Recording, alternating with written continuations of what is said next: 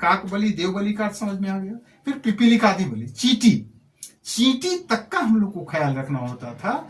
चींटी को भी आटा वगैरह या जो भी चीज है वो सबको अलग दे दिया जाता था, चींटी को भी खिलाया जाता था। इसके अलावे ये तो 5 बलि हो गया, ये डेली हर आदमी के लिए करने का नियम था।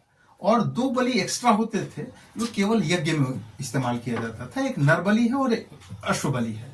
तो नर बलि कहा जाता है, नर बलि का अर्थ, नर का मतलब मनुष्य, तो किसी मनुष्य की हत्या करना नहीं था।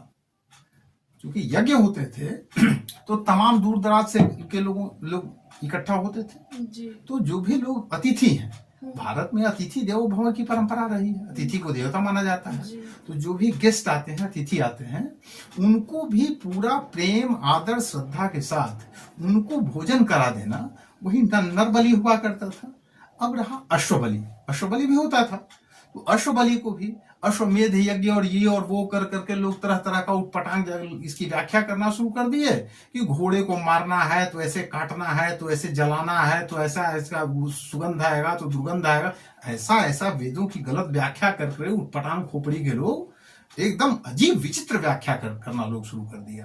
तो जैसी जिसकी मानसिकता होगी उस प्रकार से ही उसका अर्थ, खुद भी अर्थ नहीं समझ रहा है और अर्थ का अर्थ अनर्थ करके दूसरों को भी दिग्भ्रमित कर रहा है, दूसरों का भी दिमाग खराब कर रहा है। तो अश्व बलि यहाँ पर है, क्योंकि गेस्ट लोग जो भी आते थे, लोग घोड़ा से ही पहले आते थे ना, या तो घोड़े पर आएंगे या रथ पर भी आएंगे, तो खींचने वाला तो घोड़ा ही होगा।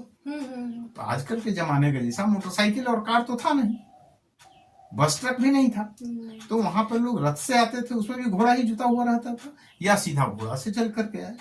तो उनको, अतिथि को तो प्रेम आदर श्रद्धा के साथ भोजन कराना ही है, उनके वाहन को, उनके घोड़ा को, उसको भी प्रेम आदर श्रद्धा के साथ भोजन करा देना है।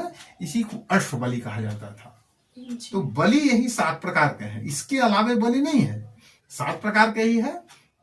समझ में आ गया ना? गो बलि है, श्वान बलि है, काक बलि है, देव बलि है, पिपीलिकादि बलि है। ये 5 बलि डेली करना है। ये पंच बलि इनको कहा जाता है, नित्य बलि है। और 2 बलि है, नर बलि और अश्व बलि। ये केवल यज्ञ के समय में इस्तेमाल होता है, लेकिन यज्ञ के समय में ये सब भी 7 बलि होता है। ये 5 बलि भी होगा और साथ साथ नर बलि और अश्व बलि भी होगा। स्पष्ट हो गया पूरा तरह से? जी जी जी। कोई सस्पिशन, कोई संदेह नहीं? ठीक है।